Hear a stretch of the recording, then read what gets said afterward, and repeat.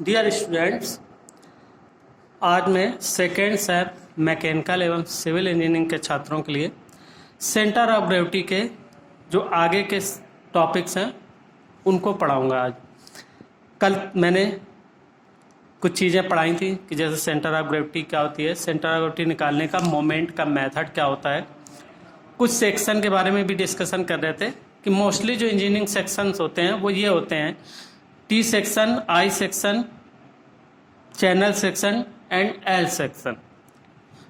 तो इनका मोस्टली हमें गुरुत्व केंद्र निकालने की जरूरत पड़ती है। कब? जब हमें आगे अभी मोमेंट ऑफ इनर्शिया भी निकालना होगा, उसके बाद जो भी हमें और कंबाइंड बेंडिंग एंड जो इफेक्ट हैं उनके बारे में जब पढ़ना होगा तो वहाँ पर जो हमें यह सेक्शन मॉडुलस निकालना होगा। आगे के जो भी आगे जब आप नेक्स्ट ईयर में जो भी आप सब्जेक्ट पढ़ेंगे, चाहे स्ट्रक्चर मैकेनिक्स पढ़ें, चाहे मॉस पढ़ें या कोई और भी डिजाइन है, तो उन जगहों पे इन्हीं सेक्शंस की ज़्यादातर ज़रूरत होती है। तो भाई हमने कहा था कि जो सेक्शन वाई एक्सिस के सिमेट्रिकल हो, तो उस केस में हम वाई बार, जैसे वाई एक्सिस के सिमेट्रिकल है तो ये वाई, तो यहाँ पर हम क्या निकालेंगे? वाई बार सिर्फ निकालेंगे, ठीक है। फिर यहाँ पर हम एक्स बार नहीं निकालेंगे क्योंकि एक्स है ही नहीं, एक्स किस डायरेक्शन में जाएगा, इसलिए वाई बार यानी केवल ऊर्ध्वाधर इस अपवर्ड डायरेक्शन का गुरुत्व केंद्र निकालेंगे कि ये फाइनली इस सेक्शन का गुरुत्व केंद्र वाई बार कहाँ पर होगा। तो फार्मूला हमने बताया था a1y1 प्लस a2y2 अपान a1 प्लस a2, ठीक है। इसी तरह से टी सेक्शन और इसी तरह आई सेक्शन, तो टी सेक्शन और आई सेक्शन दोनों वाई एक्सिस के सिमेट्रिकल होते हैं भाई, है ना। ये वाई एक्सिस है तो इसके जितना इस तरफ उतना इस तरफ, तो ये तो बैलेंस है एक्स के डायरेक्शन में, तो हमें क्या निकालना होता है? वाई बार केवल निकालना होता है। और जो क्रॉस सेक्शन एक्स एक्सिस के सिमेट्रिकल हो, जैसे ये वाला है चैनल सेक्शन, अब हम क्या करते हैं कि जो वाई एक्सिस है बाएं साइड सबसे किनारे जो सेक्शन हो उसके किनारे जो ऊर्ध्वाधर रेखा खींचते हैं उसको वाई एक्सिस मानते हैं, और जो लोअर एंड पे जो लाइन खींचते हैं वो कहलाती है एक्स एक्सिस। तो अब ये देखो जो है एक्स एक्सिस के सिमेट्रिकल है, तो इसके लिए हमें क्या, क्योंकि ऐसे खींचे तो यहाँ बराबर है, एक्स एक्सिस के सिमेट्रिकल है, तो यहाँ पर हम क्या निकालेंगे? केवल एक्स बार निकालते हैं। तो एक्स बार दूरी कहाँ से निकाली जाती है? वाई एक्सिस से, दूरी वाई एक्सिस से। तो यहाँ पर जैसे एक ये आयत है, एक ये आयत है और एक ये आयत है, इस आयत के यहाँ से यहाँ तक की मध्य की दूरी निकाल ली, दैट इज द x1। इस आयत की यहाँ से यहाँ तक की मध्य की दूरी ये निकाल ली, this is called the x2। और इस आयत में इसके आधे पे ये जो दूरी होती है ये यहाँ से हो गई x3। इसी तरह इसने इतने आयत का a3 बराबर क्या हो गया? दिस इंटू दिस, यानी ये लंबाई गुणित ये चौड़ाई। इस आयत का क्षेत्रफल क्या हो गया? दे ये लंबाई गुणित ये चौड़ाई। इस आयत का क्षेत्रफल क्या हो गया? कि ये लंबाई गुणित ये चौड़ाई। तो इस तरीके से हम a1, a2, a3 निकाल लिया और x1, x2 और x3 निकाल लिया। कहाँ से x1, x2, x3? ये y एक्सिस से और इस पूरे आयत के मध्य तक की दूरी, that is called the x1। इस आयत के y एक्सिस से मध्य तक की दूरी, दैट इज x2।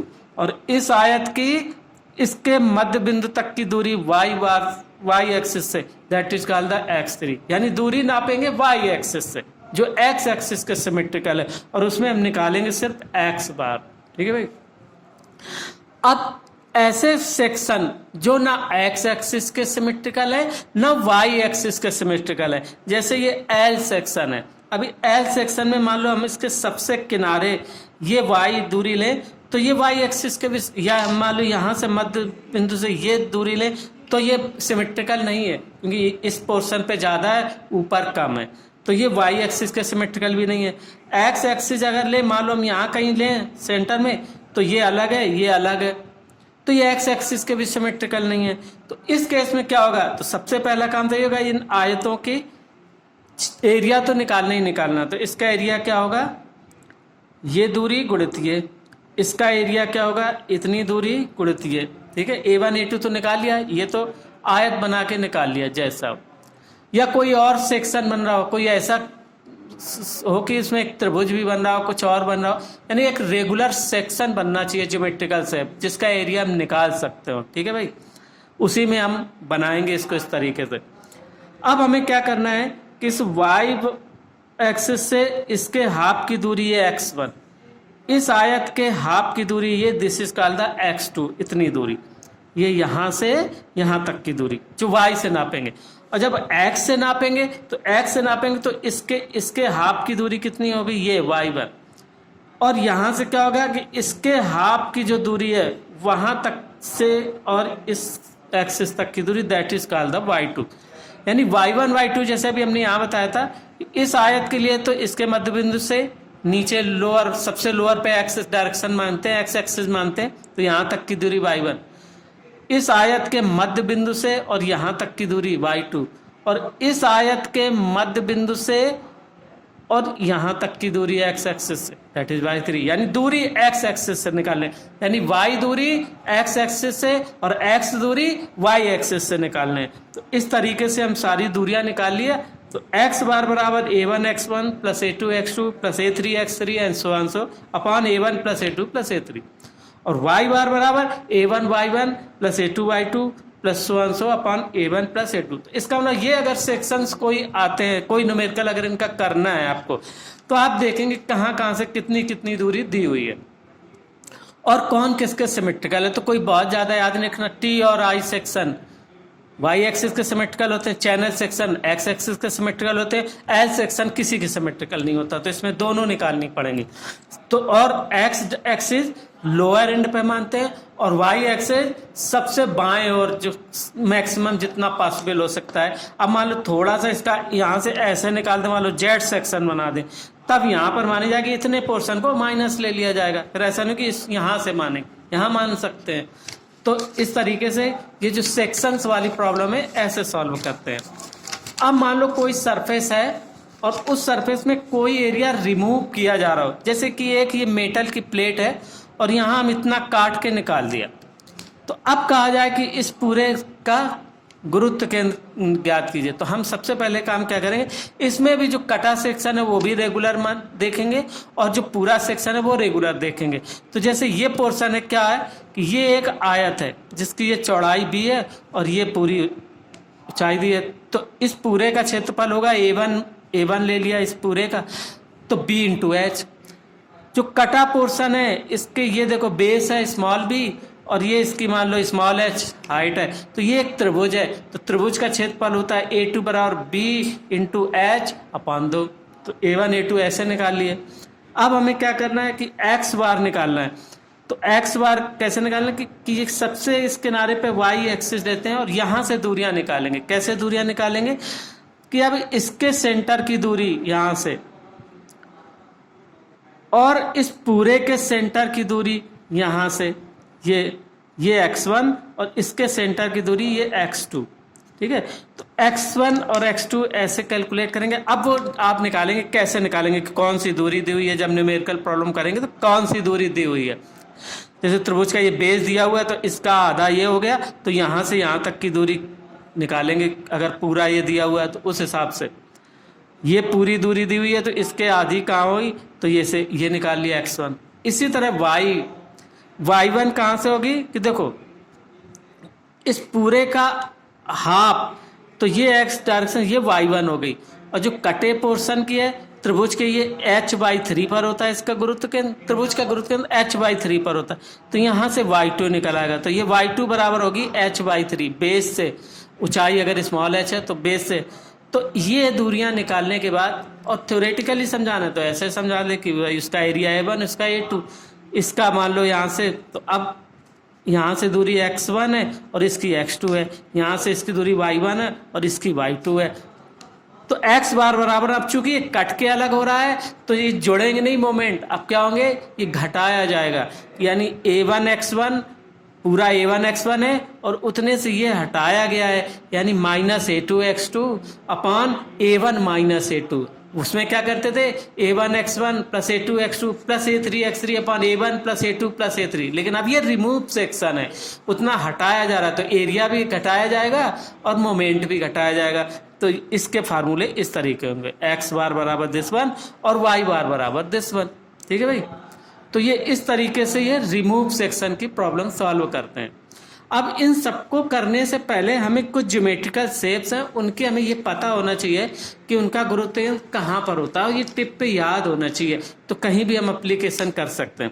अब जैसे मान लो एक आयत है, आयत की मान लो चौड़ाई है b, और ये गहराई है, जो भी है, ये चौड़ाई है, मान लो ये नीचे की लंबाई, ये चौड़ाई h है।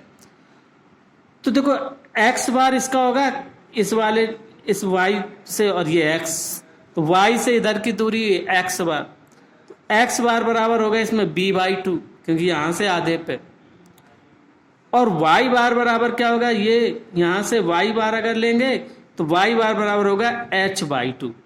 आयत के लिए, दोनों के लिए अगर निकालना है तो x बार बराबर b/2 और y बार बराबर h/2, अगर ये h है और ये अगर b है। इसी तरह के मान लो कोई त्रिभुज है, त्रिभुज की मान लो बेस b है और ऊंचाई मान लो है h, तो ये हम लेंगे इसका x y डायरेक्शन और ये x डायरेक्शन, तो x बार बराबर होगा b/3। यहाँ पर अब यहाँ b/2 होता है, यहाँ नहीं होगा, यहाँ क्या होगा, त्रिभुज के केस में बेस का अगर x बार लेंगे तो इस तरह से त्रिभुज रखा हुआ है, तो इस केस में x बार क्या होगा b/3 और y बार बराबर होगा h/3, यानी ऊंचाई के 1/3 पे गुरुत्व केंद्र होता है, और इधर चौड़ाई के भी 1/3 पे। ठीक है भाई, मान लो सर्किल है, सर्किल का रेडियस r है, तो x बार और y बार इसमें दोनों बराबर होंगे, चाहे y बार यहाँ से लिया जाए और चाहे यहाँ से ये x बार लिया जाए, सेम होगा। किसके बराबर होगा, त्रिज्या r के बराबर। तो यहाँ पर सर्किल के केस में कोई दिक्कत नहीं है, x बार बराबर y बार बराबर r। ठीक है, अब मान लो सेमी सर्किल है जिसका कि रेडियस r है, तो इसका जो गुरुत्व केंद्र होता है वो होता है, इस डायरेक्शन से देखेंगे तो 4r/3π, यानी इसका क्या होगा, व्यास वाली अक्ष से, यानी इस व्यास वाली अक्ष से, अब इसका गुरुत्व केंद्र यहीं से निकाला जाता है, यानी ये वाली इस एक्सिस से कितनी दूरी पर होगा, 4r/3π। ठीक है, ये याद करने की चीज़ है भाई। सेमी सर्किल है तो जहाँ पर उसका व्यास है, मान लो ऐसे सेमी सर्किल बना दिया तो गुरुत्व केंद्र यहाँ निकाला जाएगा, तो ये गुरुत्व केंद्र कितना होगा, यहाँ से ये वही जो त्रिज्या इसकी है, यानी 4r/3π। अब मान लो समलंब चतुर्भुज है, जिसकी कि एक समलंब चतुर्भुज क्या होता है कि उनके आमने सामने की भुजाएं अलग अलग होती हैं। ठीक है भाई, तो एरिया इसका निकालते हैं, आमने सामने की भुजाओं का योग इंटू h/2। अब x बार y बार कैसे निकालेंगे, अगर ये b है और ये a है, ऊपर वाली मान लो a है और ये नीचे वाली b है, तो x बार बराबर, देखो इसको चित्र सहित याद रखना है, दिमाग में फिगर, ये सब पॉइंट टिप के भाई, सब आगे भी पढ़ोगे तो इन सब का एप्लीकेशन करना पड़ेगा जो दूसरे सब्जेक्टों में। तो इसलिए ये हमने इसीलिए गिने चुने ये हमने आपके PDF में लिख के भेज रखे हैं, ये बिल्कुल चित्र सहित आपको याद रखना है, दिमाग में फिगर बैठा के कि कौन सा A और कौन सा B था। तो ये मान लो B है और एक मान लो A है, तब उस केस में x बार बराबर होगा a² + b² + 2ab/3a + b, और y बार बराबर क्या होगा, 2a + b/a + b into h/3। देखो ये थोड़ा सा कठिन है भाई, इसका ये y बार का फार्मूला अलग है, जबकि ऐसे रखा है, जब ये a और ये b, ये मत करना a b रटे और है कुछ, यहाँ b कर दिया यहाँ a कर दिया तो कंफ्यूज हो जाओगे। अभी मल्टी चॉइस क्वेश्चन में यहाँ b लिख दिया यहाँ a लिख दिया, तो आप उसी हिसाब से बदल देना होगा। अगर ये a हो गया ये b हो गया तो ये होगा b² + a² + 2ab/3a + b, और ये हो जाएगा 2, अगर ये a और ये b है 2b + a/a + b into h/3। अब ये वो बदल जाएगा, क्योंकि अभी देखो हम चित्र बदल के इसको b लिख दें, इसको a लिख दें, इसको b लिख दें, फिर कहेंगे इसका x बार क्या होगा, y बार का क्या फार्मूला होगा। 100% ये प्रश्न कोई बनाएगा जरूर ऐसा मल्टी चॉइस क्वेश्चन में। ठीक है, तो हमेशा चित्र सहित आप याद करेंगे, कोई भी चीज़ है, आप कोई भी फार्मूला है उसका फिगर बनाइए और फिगर के अनुसार याद करना है। तो ये तो हो गए जो सरफेस के सेंट्रॉइड निकालते थे बाय मोमेंट मेथड से, चाहे रिमूवल सेक्शन हो चाहे। अब कोई सॉलिड बॉडी है, ठोस उन ठोसों का कैसे निकालते हैं? तो ठोसों का हमने क्या बताया था कि भाई देखो उसका आयतन निकालते हैं और आयतन के साथ उसका अगर हम डेंसिटी से मल्टीप्लाई कर देंगे तो मास हो जाएगा। तो ठोसों के लिए गुरुत्व केंद्र वो केंद्र होता है जहां उसका पूरा मास कंसंट्रेट किया जाता है, यानी भार कंसंट्रेट किया जाता है। तो इस चीज को याद रखते हुए हमें सॉल्यूशन करना है। तो अब हमें क्या निकालना, अब जैसे मान लो एक ट्रायंगुलर प्लेट है, सॉलिड है, मोटाई भी है इसकी, कि माना एक त्रिभुज का प्लेट, त्रिभुज का आधार एक्स एक्सिस के समांतर है और आधार से वाई दूरी पर स्थित किसी, अब हम ये एक त्रिभुज है जिसका ये चौड़ाई भी है और ये एच है, ठीक है भाई। तो अब हमें इस त्रिभुजाकार पट्टी का गुरुत्व केंद्र ज्ञात करना है।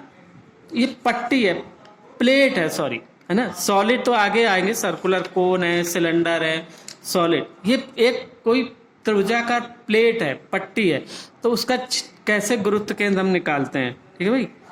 यानी त्रिभुज का जस्ट लाइक है ये भी ज्योमेट्रिकल शेप। तो अब इस केस में हमें एरिया ही लेना है। तो इसको सॉल्व करना है, तो कैसे सॉल्व करेंगे कि देखो हमने एक त्रिभुज मान लिया A B C. A B C एक त्रिभुज है जिसका बेस बी है और इसकी ऊंचाई एच है। अब हम क्या करते हैं कि इस त्रिभुज के ऊपर से लेकर नीचे तक छोटी छोटी छोटी छोटी पट्टियों के रूप में मानते हैं कि बना हुआ है, मिलके लेयर से मिलके बना हुआ है। तो सबसे पहले हम एक लेयर का क्षेत्रफल निकालेंगे। मान लो हमने यहाँ से वाई दूरी पर इसको कंसीडर किया, क्योंकि अब इसमें हम वाई बार ही केवल निकालेंगे, ठीक है भाई। तो मान लो हमने वाई दूरी पर एक स्मॉल डी वाई मोटाई की और एस चौड़ाई की एक पट्टी कंसीडर की। तो इस पट्टी का क्षेत्रफल क्या हो जाएगा? पट्टी जस्ट लाइक ए रेक्टेंगल, तो लंबाई गुणित चौड़ाई यानी एस इंटू डी वाई। पट्टी का क्षेत्रफल कितना हो जाएगा? S into d Y.